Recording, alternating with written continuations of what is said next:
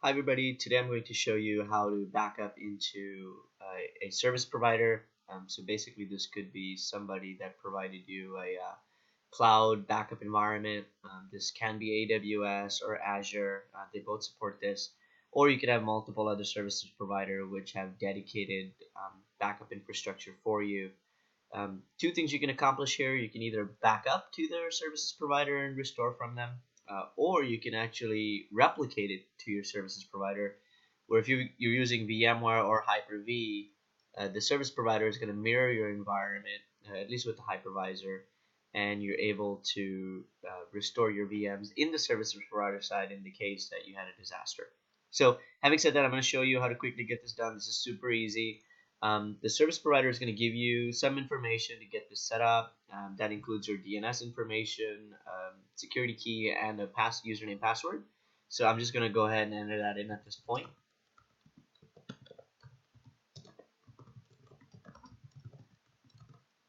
You'll notice that it's got a specific port assigned. The service provider will give you that. This is a default port for Veeam. What happens is you don't need a VPN anymore to replicate or backup information to your provider. So that way you both are separate. All you use is your encryption key, and this is just a public port that the service provider is going to make available to you. So I'm going to leave this alone because that's what I have it set to. You can hit the checkbox and allow this provider to manage your backups. A lot of managed providers will do this for you, where they'll back up and make sure your backups are running properly. You can do this yourself. Checking this box doesn't mean that you're not backing up yourself anymore. You have total control over this all over the time.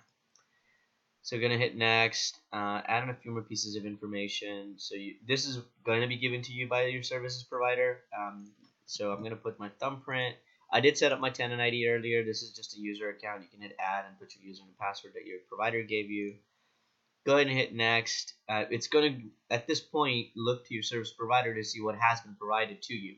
So I can see that I've been given Cloud Repository 1. I've been given 100 gigs of space to myself, and I've got WAN and acceleration enabled. One thing to take in mind, you want to size this appropriately. If normally what we find from a service provider side is that if you've got 100 gigs of data, by the time your data gets onto our side after compression and dedupe, it's going to look like 20 gigs. So we get about 5-to-1 ratio. Just size it appropriately. Your mileage varies. If you're backing up a SQL server or a file server, it's going to be totally different. WAN acceleration makes a difference.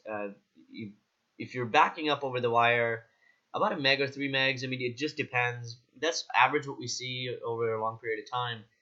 This makes a difference when you have a WAN acceleration, and you get about 30x. So you may get like 30 megs per second, sometimes 60 megs per second. We've even seen a burst sometimes to about over 100 megs per second.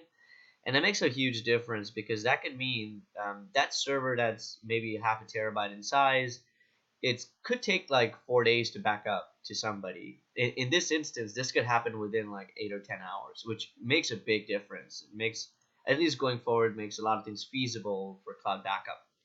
So I'm going to basically bring this to a conclusion at this point. It's done.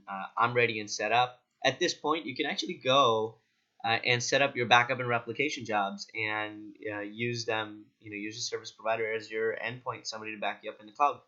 So thank you for watching. Hopefully this was educational, and all the best.